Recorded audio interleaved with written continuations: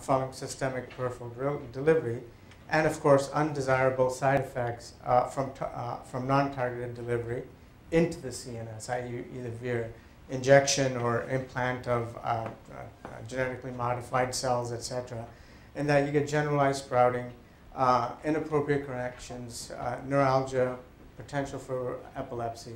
So the field moved forward without, in terms of thinking of these as learning from these, and we talked about lessons from the clinic coming back into research and seeing how can we improve upon that. And this is an example.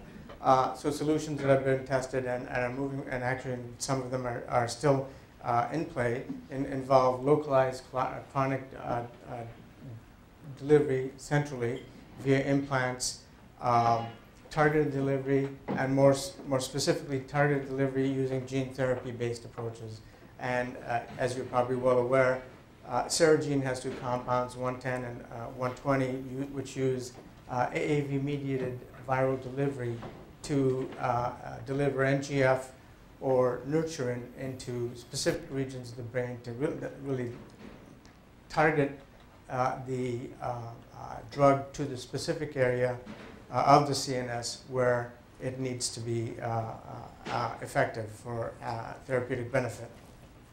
Serogene 110 is currently in phase 2 recruiting. The recruitment is scheduled to end, or is presumed to end, in May of 2012, looking for 50 patients. And Serogene 120 for AAV-mediated delivery of nurturin announced phase 2 results in December 2008.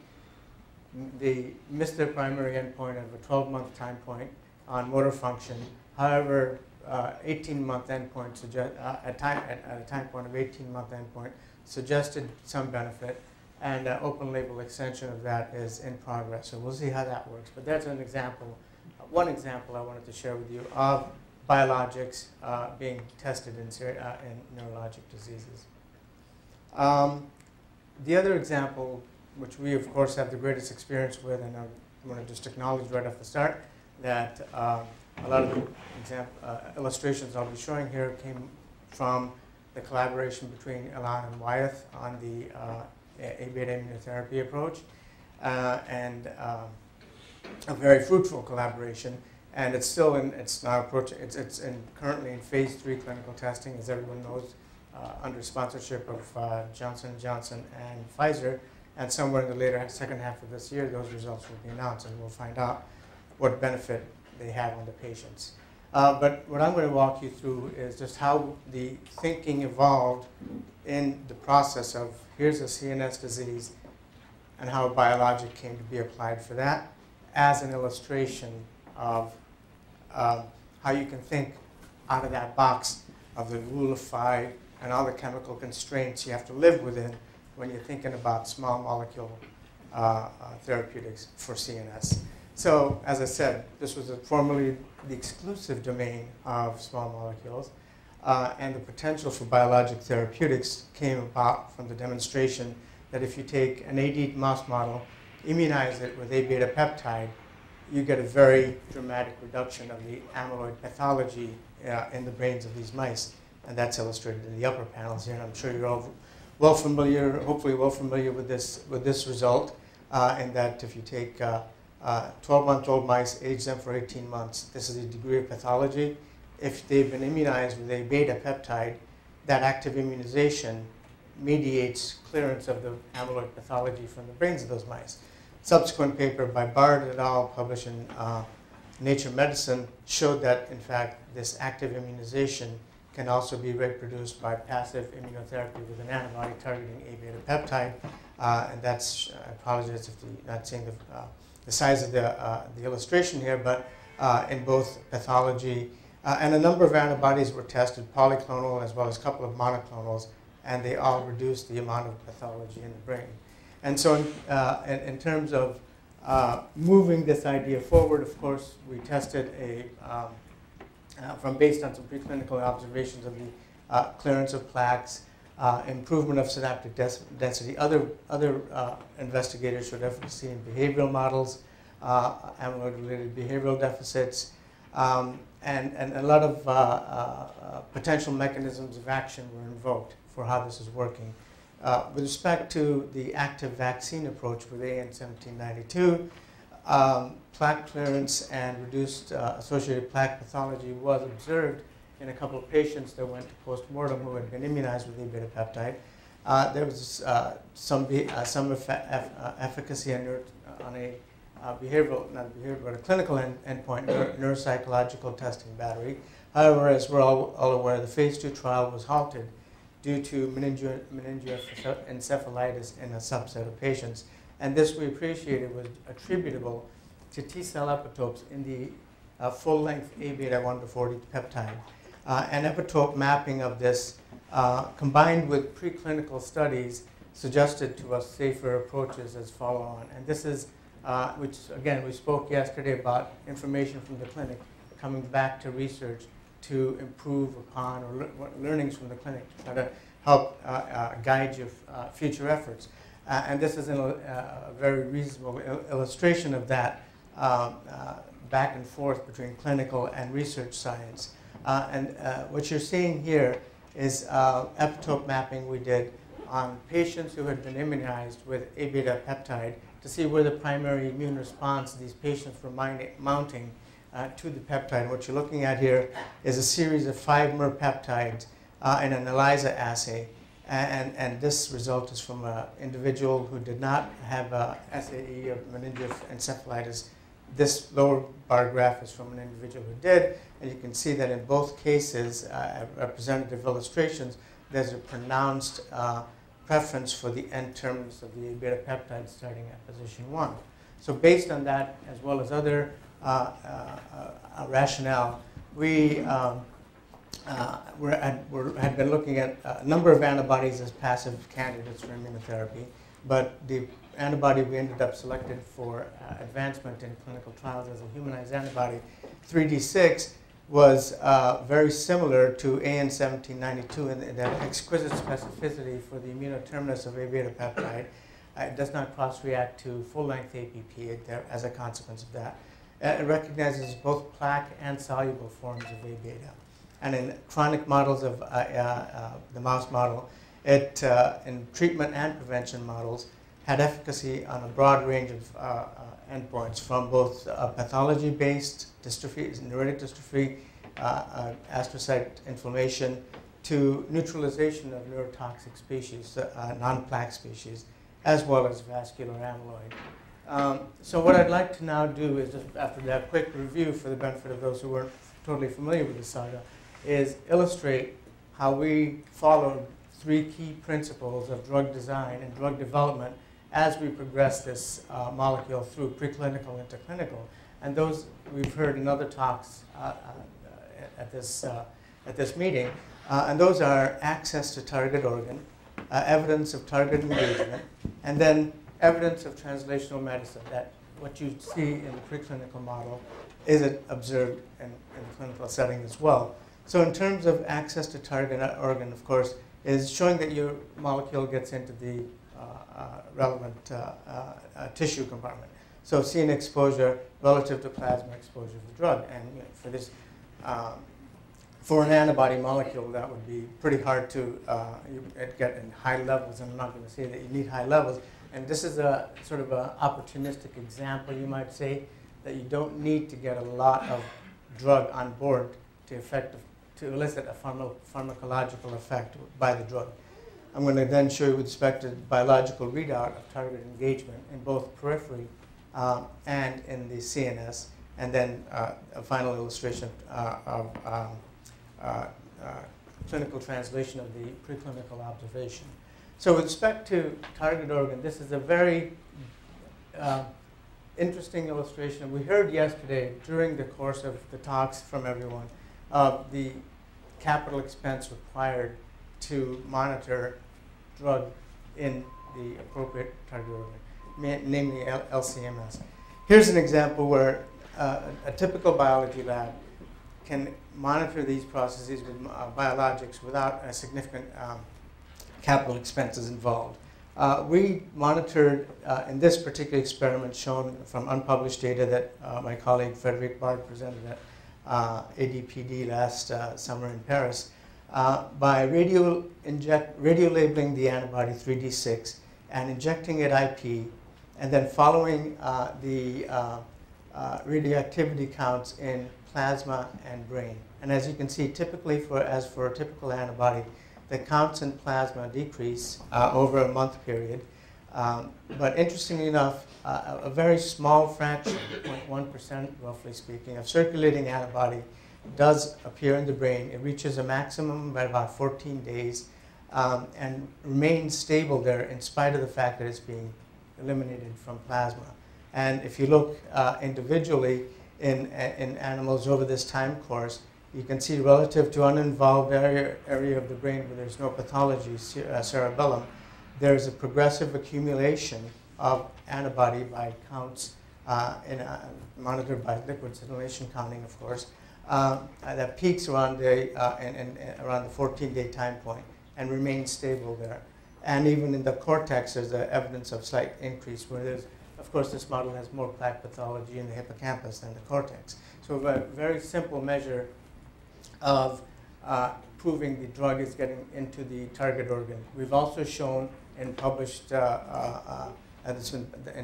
published data in the Nature Medicine paper by Bard that if you look by histochemistry and stain the brain sections with anti-mouse antibody, you can detect presence of the antibody on A beta plaques. So the antibody is opsonizing the plaque.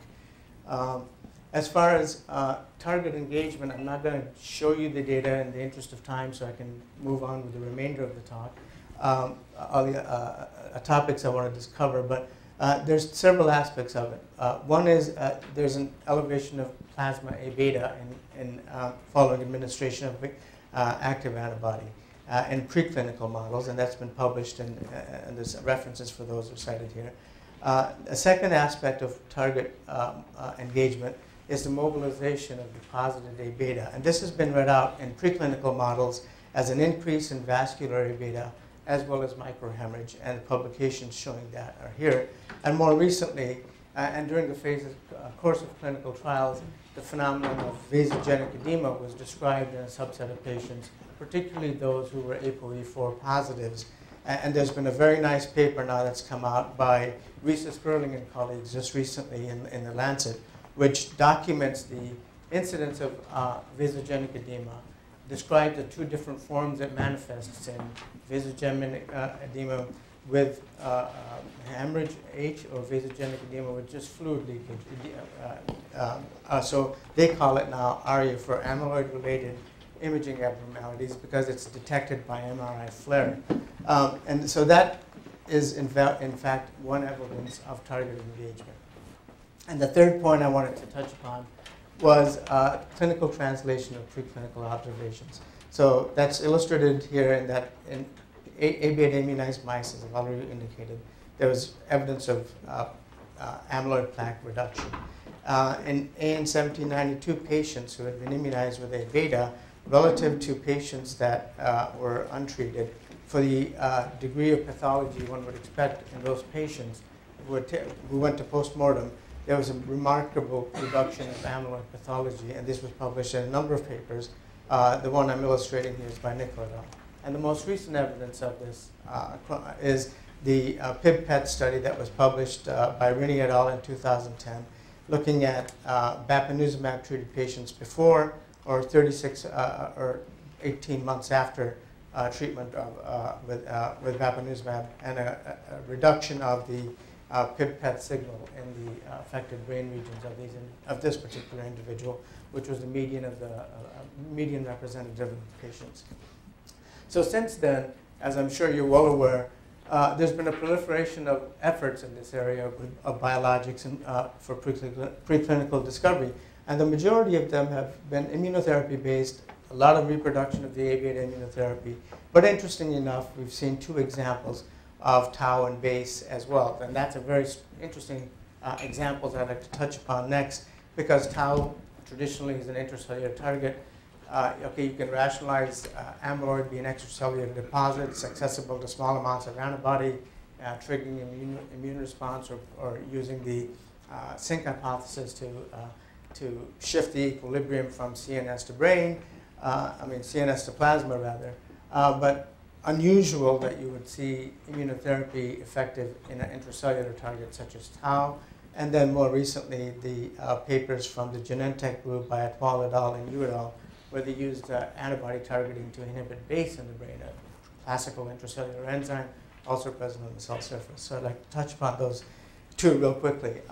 For tau immunotherapy, Sigurdsson and co-workers and now many others have reported on efficacy against tau pathology endpoints by multiple phospho-tau antibodies following both active and passive immunization in mouse models of tau.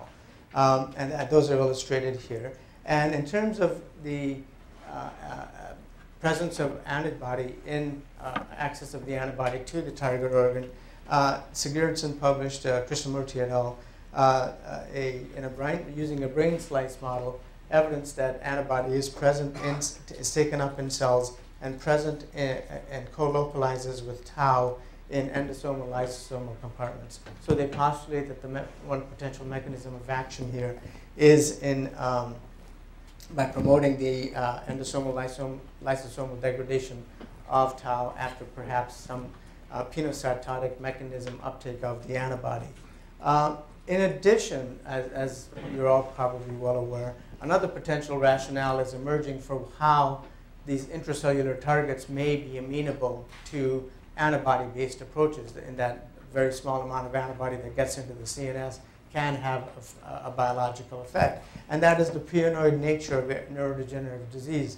So not only in AD, where tau has been shown to transmit cell-to-cell pathology, but in other neurodegenerative diseases, including ALS, where TDP-43 is also being demonstrated to be capable of transmitting cell-to-cell, one can envision that this may afford an avenue for antibody-based approaches to neutralize that cell-to-cell transmission of these transmissible pathological agents in neurodegenerative diseases.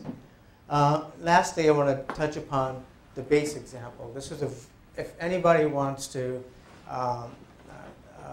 know what steps to follow to show that your biologic is working, I strongly recommend you study these two papers. A very good illustration of developing an antibody, demonstrating its access to the CNS and activity in the CNS. And the first paper was Atwal et al. Both of these came out back-to-back in Science Translational Medicine. And not to go through the entire details, but they developed an anti-BACE antibody that had an IC50 of about 3 nanomolar. And they showed in a rodent model, as well as in a primate model, central reduction of brain A beta following a peripheral administration of 30 or 100 mg per kg. And what you're looking at here on the left-hand side is the mouse data showing that it took about 2 or 4 days after administration of 100 mg per kg of antibody to see central reduction, whereas plasma reduction obviously very easy to show. But you can see statistically significant reduction of brain A beta in the mouse model with this non-targeted antibody. I won't go through further details, but here they also went on to demonstrate the same effect in a primate model. However, of course, then they showed here, relative to control IgG, the anti-BACE antibody is getting in at about equivalent levels. So relative to levels of circulating antibody over a time course after following 100 mg per kg administration, roughly 0.1% of control antibody and roughly 0.1% of anti-BACE antibody is getting into the brain. But a combination of the potency of that antibody and access to the target organ was sufficient to elicit the effect. Now, how can they improve upon that? Well, one of the ways most people are using or thinking about improving upon access to the CNS of biologics is through targeted delivery, where they target receptors that mediate transcytosis of a ligand. And in this case, one of the more commonly employed receptors is the transferrin receptor. So the Genentech investigators did a very clever bit of genetic engineering, made bifunctional antibodies, and this is essentially an antibody in which has one arm of the antibody is specific for one target, in this case the transferrin receptor. The other arm of the antibody is specific for your target of interest, in this case, base. And as a consequence, when you make a molecule such as this, you take a hit. But in the case of the transferrin receptor, loss of affinity that's desirable, they showed early in the paper that the reduced affinity to transferrin receptor actually mediates better uptake and accumulation of the cargo in this parenchymal compartment of the brain due to affinity reasons. They also took a slight hit in the activity of base. Nonetheless, they showed very good, and if you look at this graph here, relative to the non-targeted antibody, a good accumulation of the targeted antibody in the parenchyma of this mouse model. You can't see the immunofluorescence evidence of that. And then they also showed by dosing, we're comparing non-targeting versus targeted antibody. Now you could see an effect at about 25 or 50 mg per kg in reduction of the brain A beta in the mouse model. Okay, so that was a very elegant illustration of how you can use targeted approaches to lower the dose of antibody or a biologic needed to get in the brain from 100 mg per kg in the non-targeted modality to about 25 to 50 mg per kg with a targeting modality. One thing to keep in mind if you consider targeted modalities using targeting receptors such as these transcytosis receptors, is that they're expressed not only in the CNS but also peripherally, and as a consequence, they impact the half-life of your molecule. And what you're seeing here is an illustration from a paper by Bondo et al. In which they use an insulin receptor targeting antibody and study the PK of this. And as you can see, first of all, it shows a very nice dose proportional increase in C